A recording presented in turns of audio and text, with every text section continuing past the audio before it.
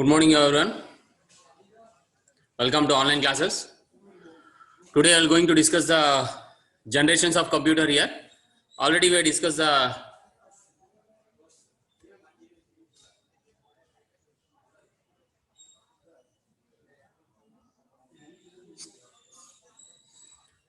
already we have completed.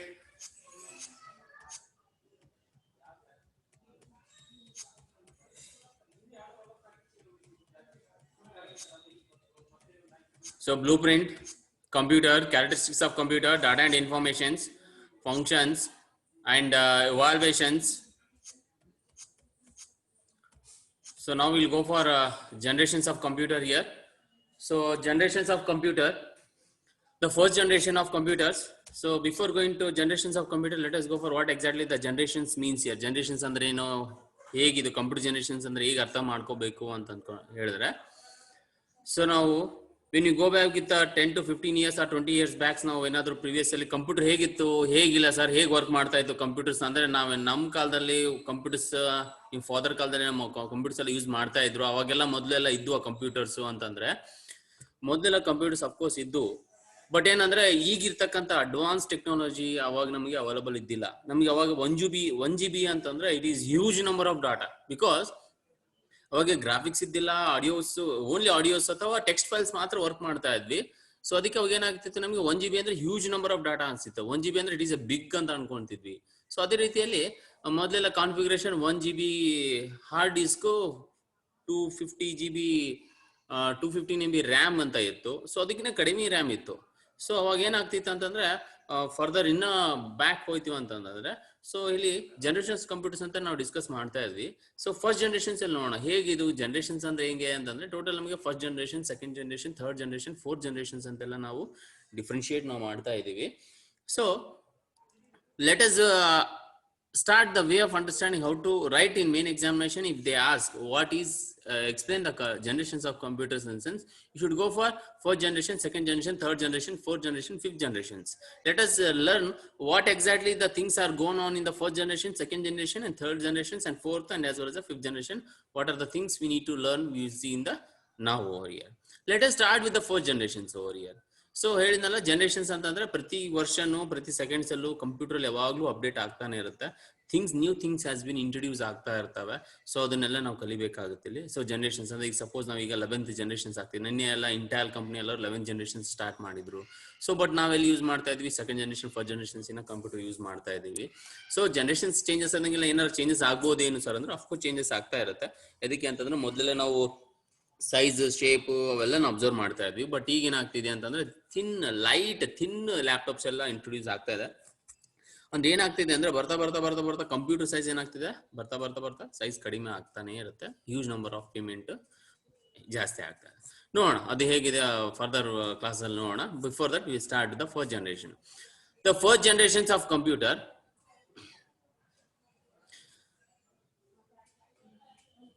the period 1940 to 1956 roughly considered as a first generation of computer. ಅಂದ್ರೆ ಈ ವರ್ಷದಲ್ಲಿ 1940 ಮತ್ತು 1956 first generations computer of generations ನಾವು use ಮಾಡ್ತಾ ಇದ್ವಿ. ಸೊ ಆ ಜನರೇಷನ್ಸ್ ಅಲ್ಲಿ ನಾವು ವ್ಯಾಕ್ಯೂಮ್ ಟ್ಯೂಬ್ಸ್ ಅನ್ನು ಯೂಸ್ ಮಾಡ್ತಾ ಇದ್ವಿ, ಅಥವಾ ಟರ್ಮಿನಾನಿಕ್ ವ್ಯಾಲ್ಯೂ ಮಷಿನ್ಸ್ ಅಲ್ಲೂ ಕೂಡ ನಾವು ಯೂಸ್ ಮಾಡ್ತಾ ಇದ್ವಿ. ಸೊ ವ್ಯಾಕ್ಯೂಮ್ ಟ್ಯೂಬ್ಸ್ ಅಂತಂದ್ರೆ, ಇಲ್ಲಿ PPT ಅಲ್ಲಿ ನಾನು ತೋರಿಸ್ತಾ ಇದ್ದೀನಿ. ವ್ಯಾಕ್ಯೂಮ್ ಟ್ಯೂಬ್ಸ್ ಅಂತಂದ್ರೆ ಇಂಥ ಟ್ಯೂಬ್ಸ್ಗೆ ನಾವು ವ್ಯಾಕ್ಯೂಮ್ ಟ್ಯೂಬ್ಸ್ ಅಂತ ನಾವು ಹೇಳ್ಬೇಕಾಗುತ್ತೆ. ಅದೇ ರೀತಿಯಲ್ಲಿ ಇಲ್ಲೊಂದು ಇಮೇಜ್ ಹಾಕಿದ್ದೀನಿ. ಈ ಇಮೇಜ್ ಅಲ್ಲಿ ಹೇಗೆಲ್ಲ ಕಾಣ್ತಾ ಇದೆ ತಾನೆ. ಸೊ ಪರ್ಸನ್ ಕೂಡ, ಏಜ್ ಪರ್ಸನ್ಸ್ ಕೂಡ ನೋಡ್ತಾ ಇದ್ದೀರಿ. ಸೊ ನಿಂತಿದ್ದಾನೆ. ಸೊ ಅದೆಲ್ಲ ಹೇಗೆ, ಅದು ಕಂಪ್ಯೂಟರ್ ಅಂತ ನಾವು ಹೇಳ್ತಾ ಇದ್ವಿ. ಫಸ್ಟ್ ಜನರೇಷನ್ಸ್ ಅಲ್ಲಿ ಕಂಪ್ಯೂಟರ್ ಹೇಗೆ ಆಪರೇಟ್ ಮಾಡ್ತಿದ್ವಿ ಅಂದ್ರೆ ಇದೇ ರೀತಿಯಲ್ಲಿ ಆಪರೇಟ್ ಮಾಡ್ತಾ ಇದ್ವಿ. ಸೊ ಅದ್ರ ಜೊತೆಗೆ ಹೇಗೆ ವರ್ಕ್ ಮಾಡ್ತಾ ಇದ್ವಿ ಅಂತಂದ್ರೆ, first generation computer var developed by the vacuum tubes ಅಂತ ಹೇಳಿದೆ. The input of this system was based on the punched cards and paper tapes. However, output will be displayed on the printout. The first generation of computer worked on the binary coded concept, language called as zeros and ones. ಅಂದ್ರೆ ANSI ಅಥವಾ EDVAC ಮುಖಾಂತರದಿಂದ ನಾವು ಅರ್ಥ ಮಾಡ್ಕೊಳ್ತಾ ಇದೀವಿ. So ನಿಮ್ಗೆಲ್ಲ ಗೊತ್ತಾಗಿದೆ, ಹಳೆ ಕಾಲದಲ್ಲೆಲ್ಲ ನಾವು ಏನಾದ್ರು ಒಂದು ಮಾಹಿತಿ ಕಳಿಸ್ಬೇಕು ಅಂತಂದ್ರೆ ನಮಗೆ ಫೋನ್ ಯೂಸ್ ಮಾಡ್ತಾ ಇದ್ದಿಲ್ಲ. ಅವಾಗೆಲ್ಲ ಲ್ಯಾಂಡ್ಲೈನ್ ಮೊಬೈಲ್ಸ್ ಯೂಸ್ ಮಾಡ್ತಾ ಇದ್ವಿ. ಲ್ಯಾಂಡ್ಲೈನ್ ಮೊಬೈಲ್ಕಿಂತ ಬಿಫೋರ್ ದಟ್ ನಾವೇನ್ ಮಾಡ್ತಾ ಇದ್ವಿ, ಪತ್ರ ಬರಿತಾ ಇದ್ವಿ. ಸೊ ಪತ್ರ ಬರೆಯೋ ಟೈಮ್ಸ್ ಅಲ್ಲಿ ಅವಾಗ ಜನರೇಷನ್ಸ್ ಎಲ್ಲ ಏನ್ ಚೇಂಜ್ ಆಯ್ತಲ್ಲ, ಕಂಪ್ಯೂಟರ್ ಸ್ವಲ್ಪ ಇಂಪ್ಲಿಮೆಂಟೇಷನ್ ಮಾಡ್ಕೊಂತ ಬಂದ್ವಿ. ಡಾಟಾಸ್ ಎಲ್ಲ ಬೈನರಿ ಕೋಡ್ ಅಲ್ಲಿ ಇಂಪ್ಲಿಮೆಂಟೇಷನ್ ಮಾಡ್ಕೊಂತ ಬಂದ್ವಿ. ಸೊ ಈಗ ಇನ್ ದ ಫಸ್ಟ್ ಜನರೇಷನ್ಸ್ ನಾವೇನ್ ಮಾಡ್ತಾ ಇದೀವಿ, ANISC ಅಥವಾ EDVAC ಕಾನ್ಸೆಪ್ಟ್ ನ ಯೂಸ್ ಮಾಡ್ಕೊಂತಾ ಇದ್ವಿ. ಅಂದ್ರೆ ಬೈನರಿ ಕೋಡೆಡ್ ಕಾನ್ಸೆಪ್ಟ್ ನ ಯೂಸ್ ಮಾಡ್ಕೊಂಡ್ಬಿಟ್ಟು ನಾವು ಇಲ್ಲೇನು PPT ಅಲ್ಲಿ ಒಂದು ಪಿಕ್ಚರ್ ಕಾಣ್ತಿದೆ ತಾನೆ, ಈ ಪಿಕ್ಚರ್ ಗೆ ನಾವು ಸಿಸ್ಟಮ್ ಅಂತ ನಾವು ಫಸ್ಟ್ ಜನರೇಷನ್ಸ್ ಅಲ್ಲಿ ಕಂಪ್ಯೂಟರ್ ನಾವು ಯೂಸ್ ಮಾಡ್ತಾ ಇದ್ವಿ. ಅರ್ಥ ಆಯ್ತಾ? ಓಕೆನಾ? ಇದು ಬಂದ್ಬಿಟ್ಟು first generations.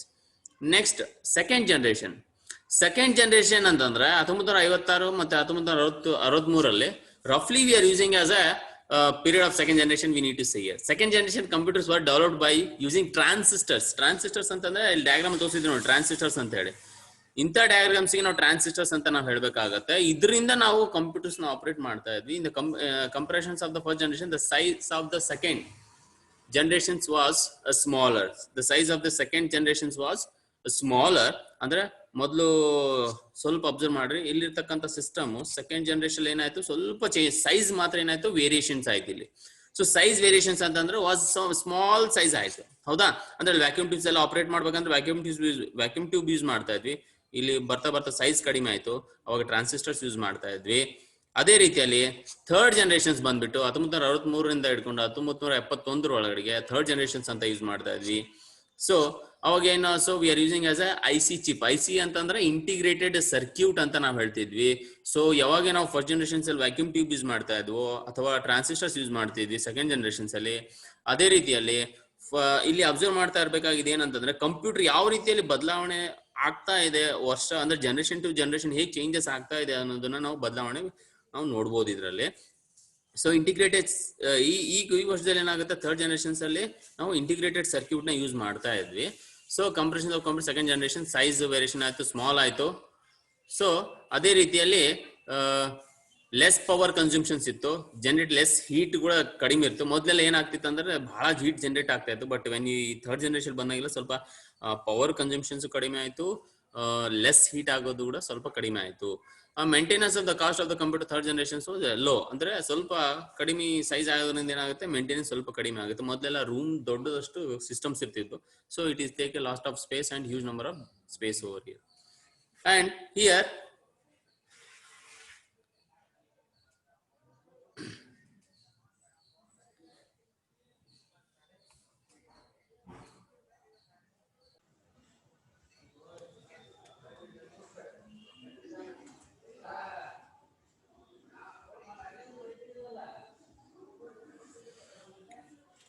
so the maintenance cost of the computer in the third generation is very low.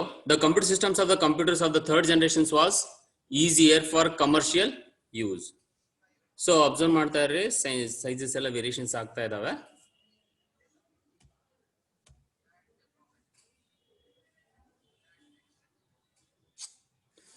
Fourth generations ಅಲ್ಲಿ ಬಂದ್ಬಿಟ್ಟು 1972 to 2010 roughly we are considering the fourth generations of computer. The fourth generation of computer was developed by using the microprocessor technology na use ಮಾಡ್ತಾ ಇದ್ವಿ, ಹೇಳಿದ್ನಲ್ಲ. ಈಗಿನ generation ಅಲ್ಲಿ Core i3 processor, Core i5, i7, i11 ಕೂಡ ಈ ಸಲ introduce ಆಗ್ತಾ ಹೋಗ್ತಾ ಇದೆ. ಪ್ರತಿ ವರ್ಷನೂ ಚೇಂಜಸ್ ಆಗ್ತಾನೆ ಇದೆ. So they are working on this chip over here. By coming the fourth generation computer became very small in size, it became portable. The machine of the fourth generation started the very low amount of feet. It much faster and accuracy became more reliable. The production cost reduces and very low in comparison to the previous generations. It becomes available for the common people as well. So ಮೊದಲೆಲ್ಲ ಏನಾಗ್ತಾ ಇದೆ ಅಂದ್ರೆ ಸ್ವಲ್ಪ heat generation ಕಡಿಮೆ ಆಗ್ತಾ ಇತ್ತು, size variations ಆಯ್ತು. So ಈ ಸಿಸ್ಟಮ್ ಅಲ್ಲಿ ಇರ್ತಕ್ಕಂಥ ಜನರೇಷನ್ ಇರ್ತಕ್ಕಂಥ ಸಿಸ್ಟಮ್ಸ್ ಆ ಜನರೇಷನ್ಸ್ ಅಲ್ಲಿ ನೋಡಿದ್ರೆ